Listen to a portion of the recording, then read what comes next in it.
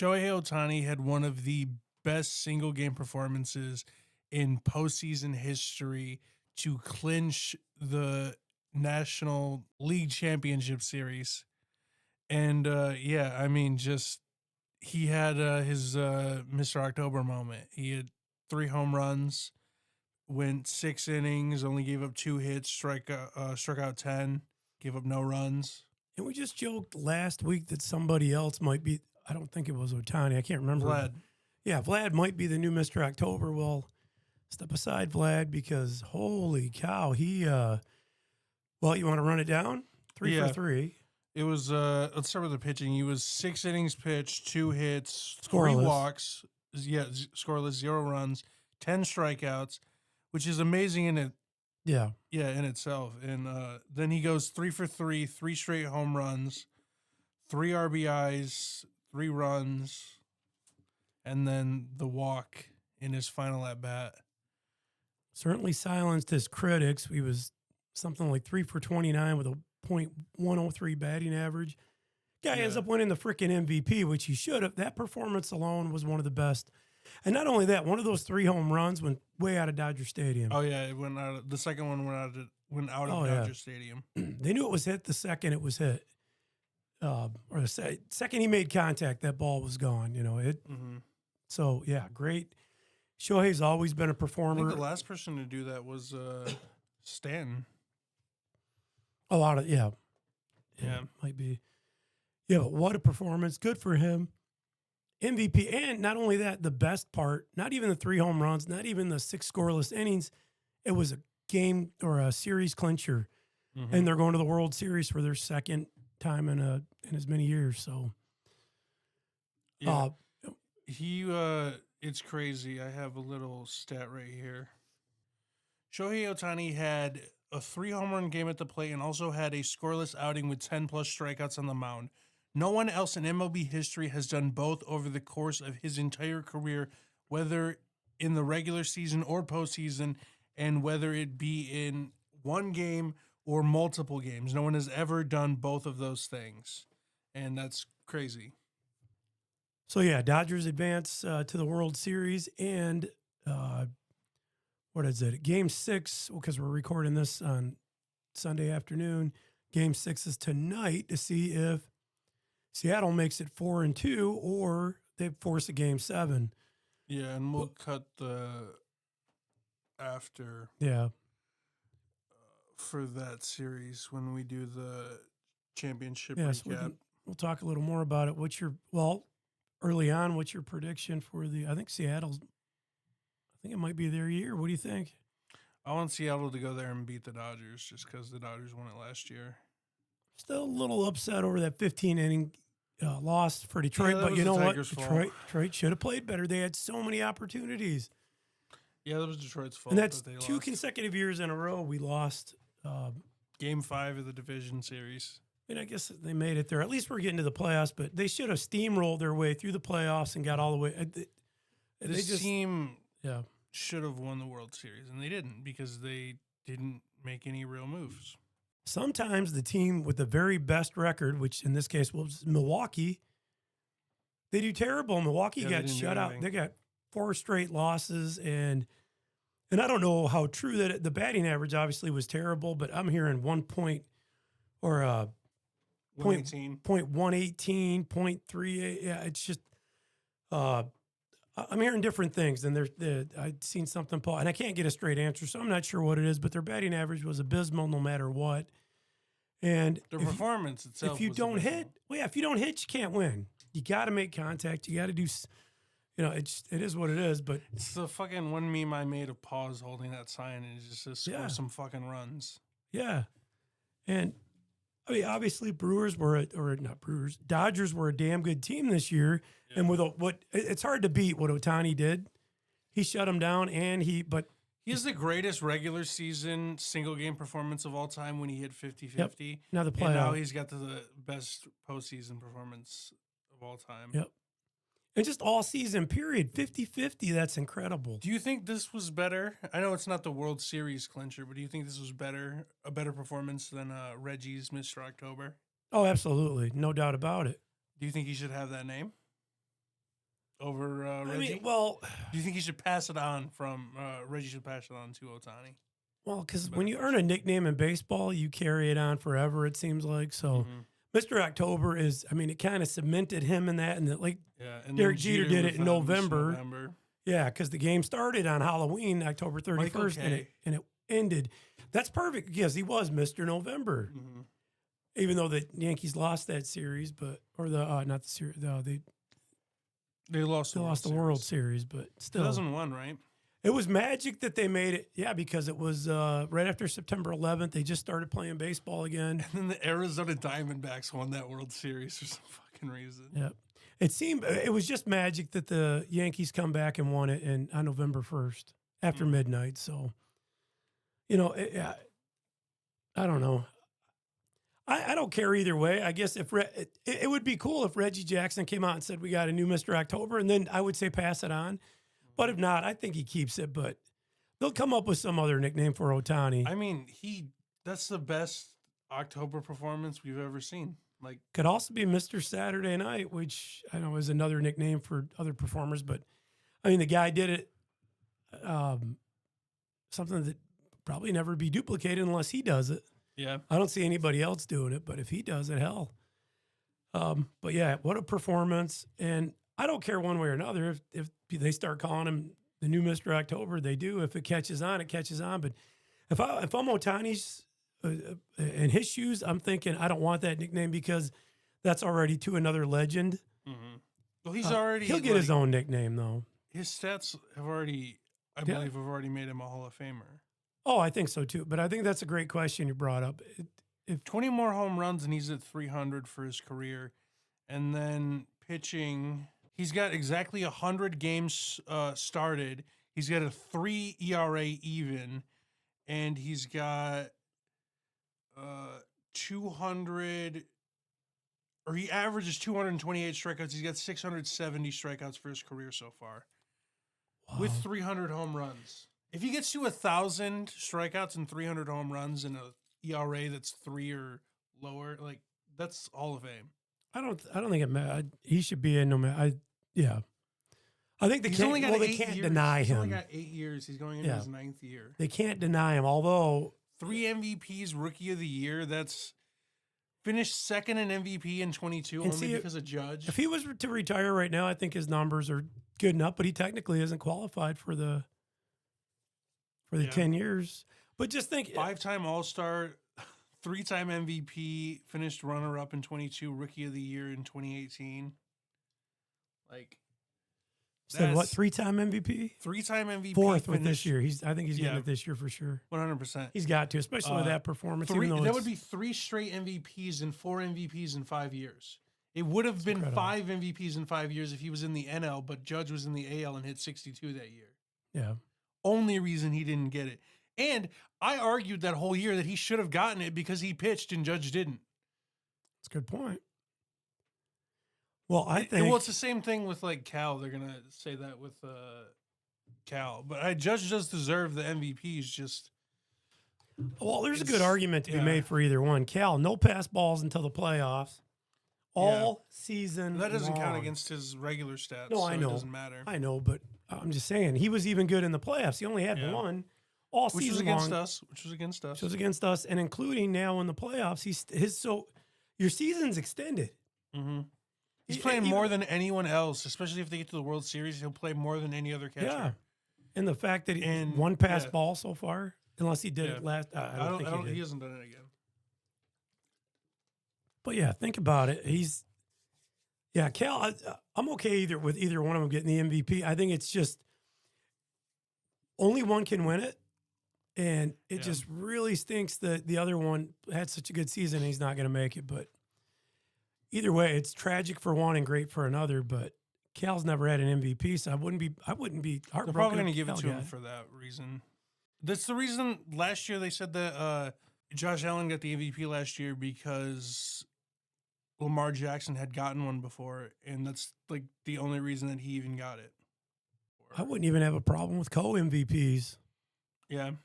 I mean, they would have to tie in voting, and Willie Stargell and St. Louis Cardinals Keith Hernandez both had 216 points way back in 1979 and were co-MVP. So I'm fine with that. That'd be cool. I'd be okay with it. But I'm thinking to get the exact same number of votes, it's going to be hard, but it could happen. But but either way, I don't know. I'd be okay either way. I think that would be the fairest, but I don't think it's going to shape out that way, but we'll see. Well, I guess that's a good start. You want to get into it? Yeah. All right.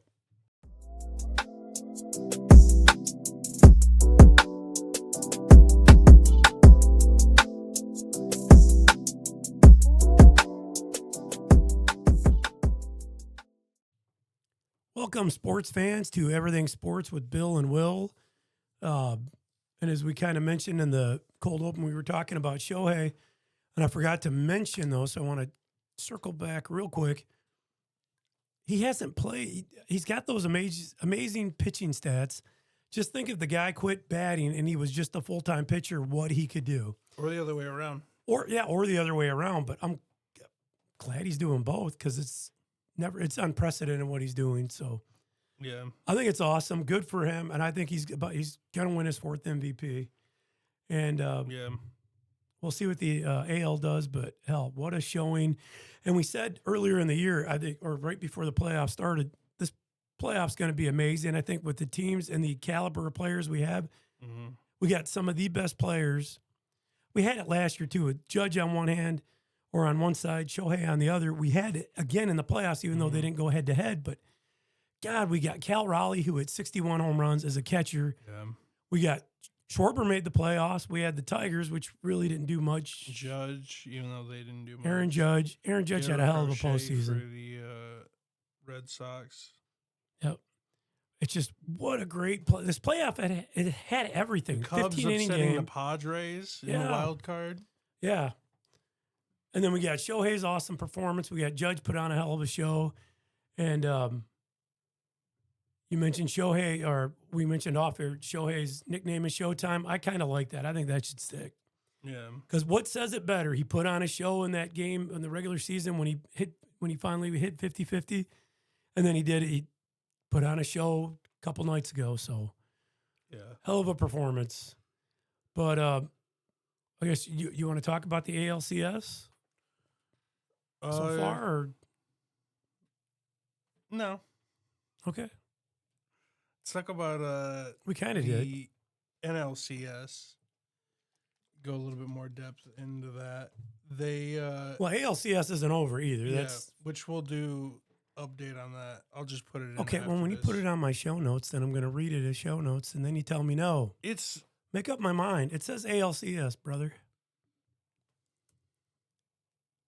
Okay, now you're going to fix it right in front of me. So okay, it says LCS. I don't know what you're talking about. The League Championship Series recap. And you can deceptively edit this to make me look bad, or make me sound like it to make you look bad. Okay, well, that's a good point too. I'll give you that one. That's fair, but not cool. I'm just gonna say it. All right, well, let's go with the NLCS, the National League Series. Since it's over, 4-0 Wow. Yeah, they kind of killed Milwaukee. Didn't even put up a damn fight. Yeah.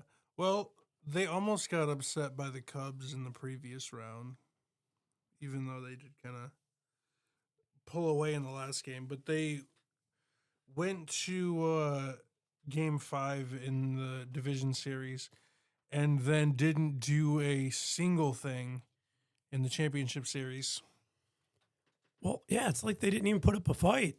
Yeah. They were the best team in baseball, or best record in baseball. They were the best team in baseball over the second half, for sure. Yeah. Well, and they had the best overall record in all of baseball, though, with 97 wins. And it's like they didn't even come to play. Couldn't do shit. Well, it's the same. Yeah. Well, that plus, I mean, they played seems like they played, although Detroit put up a little bit of fight, and they tried that 15, they held on for 15 innings. They won game 4. No one could fucking hit. They started with a win, then we screwed the pooch kind of during Skubal when we had the best pitcher on the mound. We cannot win if he's pitching, though, it seems like. Or we can't score for him, I should say. It's not that we can't win, it's just they can't friggin' score. Yeah, he can win the game. We just can't. What a game! 13. God, I don't even want to talk about Tigers anymore. Let's move on. But yeah, so you got anything else about the championship series? It was just a dominant performance, and if the Dodgers end up winning again, that'll all You'll be that gets pissed. talked about. Oh yeah, I don't want them to win. So far, they've only lost one game. So far they swept the Cincinnati Reds. They lost one game to the Phillies, and they swept the Brewers. So right now they're kind of just mowing down every team. Uh, so hopefully the Mariners can stop them, but I don't have high hopes. They have a similar offense to the Tigers that really can't get going sometimes if the main three guys don't get going. And yeah, that's basically all I have. I think the Dodgers are poised to win another championship. I hope that they don't. Well, Seattle might come to play. I mean, they did win. They won the first two games of They've the never series. even been. They're really hungry. They're leading 3-2 going back to Toronto. I believe they started 2-0, and then Blue Jays won 2. Is that what happened? I don't fucking know. So yeah, Seattle takes the first two games. Blue Jays roared back in big fashion in Game 3 with 13-4 victory, and then 8-2 victory. So the Blue Jays do have bats. They've proven that they can hit, but Yeah, they just either hit a lot or they don't. yeah, and then they lost the last game, 6-2. game 5, 6-2. So we'll see how it goes. But Mariners can go quiet with the bats too from time to time. Although, man, they got some power. Mm-hmm. With just Cal Raleigh, and then Polanco had a heck of a series against us. Yeah, then they have They got some Julio some pop. Rodriguez and Josh Naylor Exactly. as well. Naylor's, God, hated Naylor when he played with Cleveland Mm-hmm. because he Still hate his brother. He still plays with Cleveland. Yeah. Bo Naylor. Yep. Well, so we'll see how it goes. It's shaping up to be a hell of a series, though, and I think no matter what, if Blue Jays make it, Blue Jays haven't been to the playoffs or to the World Series in a very long time. Seattle's never been there. Dodgers were there just last year, so. Yeah, so I think the gist of this is fuck LA. But Dodgers are kind of coming off as bullies. Everybody said that Dodgers are ruining baseball because they're basically buying a championship. But all the people that they put into position, they went out and got them. The other teams didn't want them. Well, no, it wasn't. It wasn't that. It was the Dodgers Close were deferring money. No, not even close. The Dodgers were deferring money to years, to where basically they could stretch the contract out but not have it be. Basically, it was a way to fuck with the money, to where they didn't have to pay as much people up front, and they could defer the money down the line, so they could pay more people now. But all teams got to spend some money to get good players. But the thing is, yeah, all teams can fucking do this, and they just don't. Like the Detroit could have bought somebody. Yeah, the Tigers could have done this with Alex Bregman, as Ben Verlander was literally tweeting every single fucking day of the offseason last year that they should do. Or we could have got Ben's bigger brother, and that would have been nice for a playoff the pitching run. was not the problem. The pitching was not the problem. No, we had great pitching, but we did have some scary moments. Hell, if we had Justin Verlander for the bullpen on that 15-inning game, God, it could have been would have blew it. They wouldn't have scored for another 5 fucking innings, and then he would have gone. That's true. That 5 innings, and then they would have. He would have had our relief guy go 110 because Verlander wouldn't have came out if he was doing good. They would have blown it in the fucking 20th, and Verlander would have pitched 130 freaking pitches, and they would have finally had to drag him kicking and screaming out of there, which I would have still wanted to see him go. Yeah. God, anyway. I'm interested to see what happens. We'll report more on it later. Well, and it seems like we're doing this a lot lately, but we got some sad news along with all the happy reporting we're doing. We've got, and just as we're recording, we've got a story breaking that former New York Yankee Jesus Montero was in a car accident and passed away at age 35. Didn't have a huge career, but the biogenesis scandal, back in the day, the steroid scandal, suspended. And I don't know if that had something to do with it or not, but he didn't have a long career. He was released by his teams. Played from 2011 to 2015. Okay, there you go. Thank you. Batted 253 though throughout his career, which is solid. But yeah, the car accident, just tragic. The New York Yankees posted a little bit ago that they're saddened by his loss. Had a lot of injuries. Only played one full season. Hit 15 home runs. Yep. But on top of that, earlier in the week, we found out that Sandy Alomar Sr. passed away. And of course, he's the father of Roberto Alomar, Hall of Famer, and Sandy Alomar, who was a Cleveland Hall of Famer and Baltimore Hall of Fame with their teams respectively. But Senior was, again, injury plagued, but at the beginning and at the end of his career. Yeah, 14-year career though, batted 15. 240, or was it 15? Mm-hmm. Batted 245, 1,100 hits. But he's also known as a coach for multiple teams, including the Cubs, the Rockies, and the Mets, and Padres. I believe it was Padres. I can barely read my own sloppy handwriting. Sorry, guys. But yeah, he had a short career, but one of the best. With the Padres. What's that? He did not play with the Padres. No, With Atlanta. coach. He was a coach. Oh, coach. Yes. Okay. Yeah, but he was a very valuable defensive player, known as an outstanding bunter. His 73.941 success rate as on the base paths at stolen bases, ranked 304th all time. Which, I mean, with all the players that played over the years, that's pretty darn good. That's that, of course, as of 2024 anyway. It was 304 all time. Certainly probably had changed already, but that's pretty good. I mean, he had a good success rate. He was known a good utility player, it seemed. But a great defensive player, and I'm sure our hearts and prayers, thoughts and prayers go out to their families of both players, and again, sorry for your loss all around. And also, just breaking, since we started doing the podcast, we just learned that Doug Martin, former NFLer, has died at age 36. It was multiple Pro Bowl selections. He played 6 seasons as a Buccaneer, played his last season with the Raiders. Yep. And a source with direct knowledge told TMZ that Martin passed away on Saturday morning, so yesterday as we're recording this.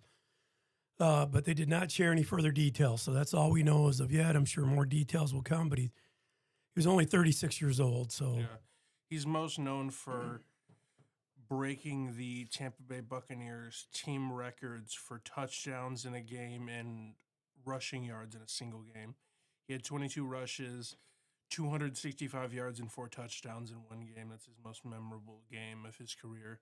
And that's what Buccaneers fans most remember him for. Yeah, and when he played for Boise State, he was a standout running back. And 4 years with Tampa Bay. So, yeah, he and again, our hearts and our thoughts and prayers go out to his friends and family. Yeah. Hey, sports fans, if you're in the great state of Michigan and you're in need of roofing, siding, gutters, or insulation, there's only one place to call. And that place is Excel Home Improvement out of Romulus. With over 60 years in business, they are third-generation, family-owned, and veteran-operated. They manufacture their own gutters and trim, so they're able to keep costs low while providing superior quality with unmatched service. They cover all of southeastern Michigan, including as far north as Bay City, all the way down to Monroe, and from Lansing to Port Huron. So give them a call today. That's Excel Home Improvement, 734-941-2800. Want to go to the NFL news or whatever? Yeah, let's go to the Lions game and all the fucked up calls. Yeah, I'm pissed off about that one too. There were a couple of things in that game that were a little, fucked up. Right off the bat too. Yeah, so the first drive of the game, the Lions are going down there, and from what Jared Goff explained in the press conference was he thought the rule was that if you're not under center specifically, so have your hands in the center's ass, if you're not completely under center, then you're not a quarterback and you can go in motion. What they told him was that if you're close enough to the center and you're considered a quarterback by the ref, then you are a quarterback and you cannot go in motion, which is just a dumb like judgment call thing. So it makes it to where anyone can like basically make a call that other people wouldn't make or whatever, and it's just really dumb. And then there were several pictures of the plays after the touchdown was called back, and the Chiefs players are literally lining up past the ball in the neutral zone, which should be a penalty, which should be a first down, at the goal line, at the one. And yeah, the officiating was very, very, very bad. And some of the Lions players were posting memes about it after the game. It was pretty funny. And I heard of or St. Brown podcast. I was listening to him. He actually blamed themselves for the loss because they did have opportunity to score and they didn't. But he didn't blame the officiating, which I thought was cool. Mostly because they can't. At the same time, yeah, he's probably pissed about it because Kansas City always seems to get the call, or it always goes in their favor. So, yeah, damn Chiefs. Lions lost the game, but I don't think. And I didn't get to finish it because I had to work. I had to be up early the next morning. But I listened to the highlights. Everyone complaining about it, but yeah, it sucks because Lions are way better than what that score showed. And I think they should have had that damn touchdown. It could have swung the whole momentum. When you take a touchdown away from a team, that kind of kills the momentum. Mm-hmm. They still played good for a while, but then Chiefs got the lead in the end and won the game. But I don't think they should have. That's just my take. But we are Detroit fans, so screw the Chiefs and Travis Kelce. It's Kelsey. Travis Kelce. That's what I said. Sure. Screw Travis Kelce. And Taylor Swift. Yep. Well, and there was a fight. We didn't talk about that. There was a fight after the game. You want to bring that up? Oh, yeah, I forgot about that. It's kind of big news for Juju Smith-Schuster got his fucking ass beat for talking shit. Don't fuck with Detroit. Yeah, don't fuck with Brian Branch. But he did get a huge fine, I believe. And was he suspended too? I don't even know. Alex Anzalone, one of our linebackers, was fined for unnecessary roughness on a hit. But and Dan Campbell come out and kind of said we don't do that, we don't condone it. But I think secretly, I think he was kind of happy. Yeah. Maybe not. I shouldn't speak for Dan Campbell, but you know what? Don't screw with Detroit, buddy. And all game long they were getting screwed, so I think it just came out in the end. But and not that we condone violence, but if you're gonna fight, you might as well win the fight. True. In other news, the Philadelphia Eagles lost to the New York Giants, 34-17. And the Giants being the worst team in the division. Yeah, they're 2-4, and the Eagles are 4-2 right now. Yeah. And the Eagles, after starting 4-0, are now 4-2. And Jalen Hurts threw for 283 yards. Scatterboo rushed for almost 100. And Scatterboo and Jackson Dart. And they might have just saved the Giants season. Scatterboo. Sorry, I just like saying his name. It's real fun. Next, we're switching over to the Patriots game. It was very simple. The New Orleans Saints kind of suck, and the Patriots came in and did what they've been doing, and they won another game, 25-19. And lastly, the Buffalo Bills lost to the Atlanta Falcons, which is kind of funny because that put the Patriots in first place. And, just the history that the Patriots and Falcons have had recently, that's just kind of funny irony. And the Bears upset the Commanders on Monday night. I forgot about that. But yeah, they upset the Commanders.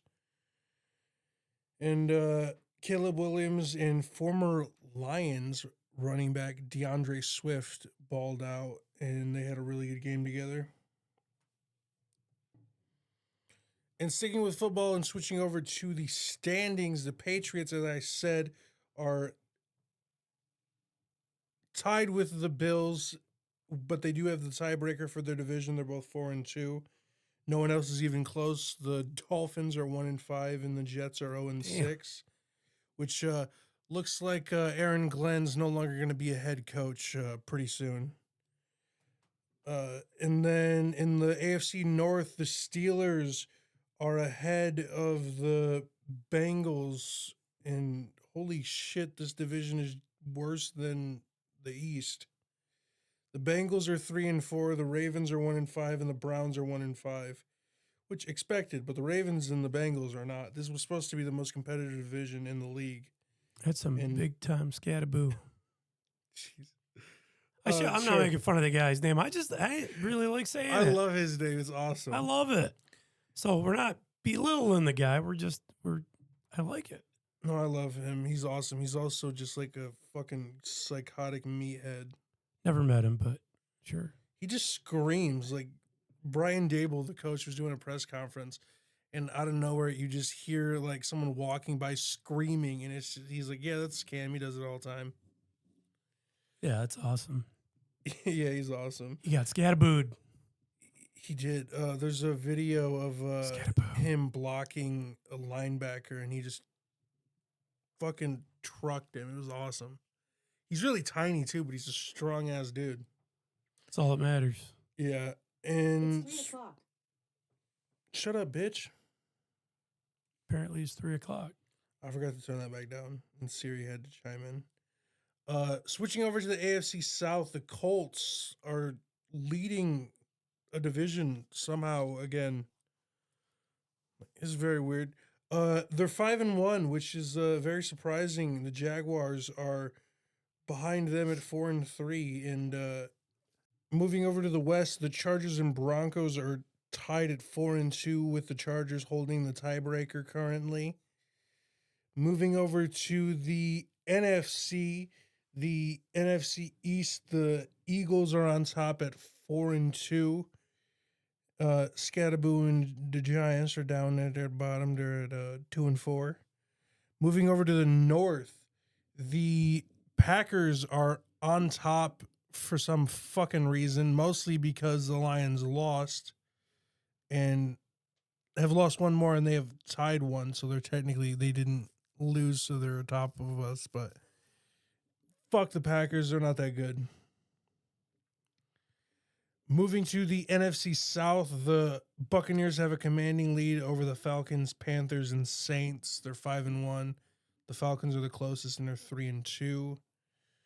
And then finally, the NFC West, the Los Angeles Rams, headed by our former quarterback, Matthew Stafford, are atop the division. Yeah, we can. That's enough. He doesn't get that much. He didn't stay with us. They're at top of their division. Fair enough. They're 5-2, and the 49ers and Seahawks are both right behind them at 4-2. And switching over to the injury report really quickly, we will just go over Mondays for obvious reasons, because this is coming out Monday morning. The Lions, Kirby Joseph and Terrion Arnold are both listed as being out for Monday's game. And that is a very big blow to the Lions defense. But DJ Reader and Ali McNeil are also listed as questionable. And those are two of our best defensive linemen. So they need to be healthy. And for the Buccaneers injury report, we got Chris Godwin Jr.'s out. Luke Haggard is out. Bucky Irvin and Josh Williams are both out. Teddy Bridgewater is questionable, along with Levante David, Emeka Abuka, and Mike Evans are all questionable. Yeah, all of their best players are either out or questionable for. They're this 5-1. game. So this for is very game, good. Yeah. Well, not good. You make us sound like that we're being mean. It's not good for them that they're out, but It's good no, for it's good us. for the Lions Yeah. strategically because they don't have to face these great players. That is the point that I am making. Not But- that it's good that they're injured. But you also Psychopath. want your team to beat the living hell out of the other team's best. You want them to come in. You got to Well, beat that's the not what best. You got happens to in beat the the Super best. Bowl. Everyone's injured, so That is fuck it, true. I We hope were they're injured last too. year. We got screwed. So I'll take an easy win. Not that it's going to be easy. Let's take what we can Little get. side tangent. One of the first comments on the Buccaneers post for their injury report for this week is if Levante David's out, we're beyond fucked, and I think That's that's not so good. funny. Yeah. Well, okay. I think that wraps it up for football for now, huh? For the Yeah, that's it. all right. And next, we're going to move over to basketball. Houston Rockets star Kevin Durant has agreed to a 2-year, $90 million extension with the franchise. And the new deal includes a player option for the 2027-2028 season. Yep. And Russell Westbrook has agreed to a deal with the Sacramento Kings. No dollar amount has been mentioned yet as of right now, as of this Yeah, recording. the terms haven't even been, nothing has really been released yet. But yeah, he's the 2017 MVP and he's entering his 18th season. Yep. And then in golf news, Tommy Fleetwood has won the DP World Tour. It's the India Championship, so good for him. I knew I'd find it eventually if I hit the right one. Good for him. Wow. Anyway, well, I think Just wow. you know what? That's why you're working the controls, but you weren't going to do it because you're watching You football didn't over cue there. me up. And no, I was just stunned that the fucking Raiders are getting blown out. 31 to 31 to nothing. Wow. And that's of the second of this recording. Oh, that was a catch. That was a catch. That was a cool catch. That was okay. Excuse me. Huh? We're doing a podcast here. Sorry. I wanted the Raiders to win because the Chiefs fucking suck, but the Well, Raiders anyway, suck even more, I guess. I think that pretty much, that's all we got for golf. And I think that wraps us up for the week or for the podcast. Unless you got anything else. Fuck Cleveland, fuck Ohio. Go Dan and- Dickerson. I still love that call. Yeah, go Dan Dickerson. That should be our outro every freaking time. Fuck this recap. That's what Dan said. And I agree. And I think we're good for tonight. So like, subscribe. What else you got? No? He's shaking his head. He's got to tell me this every single week because I can't remember it. But what Like, difference does it make? comment, Like, comment, share, subscribe. Subscribe. I got it. It's See? 4 words. All right. Well, it's 4. It's 4 words I can't remember from that. Dude, I forgot that as soon as we got done recording. And if it's that important to you for me to say all 4 of them and get them right, why don't you just say it for me? Wouldn't that be, I mean, what's the big Because deal? you don't talk that much. I think I talk way more than enough, but I appreciate you just want to hear my golden voice. No? I think we're done. I muted his microphone. That's bullshit. Is it? Is it bullshit? You want to tell the audience how bullshit it is with your muted mic? Yeah. They're only going to hear the little tiny echo. Yes, I want to tell them what Okay, bullshit it's on. it is. It's I know on. it's on. I hope you can hear it loud and clear. Stop muting me. I got something No. to say. Actually, I'm done. Thank you. You got to stop that. We're going to fight before this is over. Our next podcast is going to be Royal Rumble in the podcast studio. Or wait, that's probably copyright. Copyright. So copywritten. Allegedly. You give me a headache. Anyway, thank you for listening. Thank you for subscribing and all that good stuff. Like us. Leave us a comment. Feel free to leave a comment and say what bullshit it is that my co-host keeps. I'm just done. What Dan Dickerson said. Fuck this. What did he say? I can't even remember Fuck that. this game recap. Fuck this recap. Oh, and here's the random clip of the week. He stole my line. Yeah, damn right I stole your line, and I'm out. Thank you for listening. Fuck you!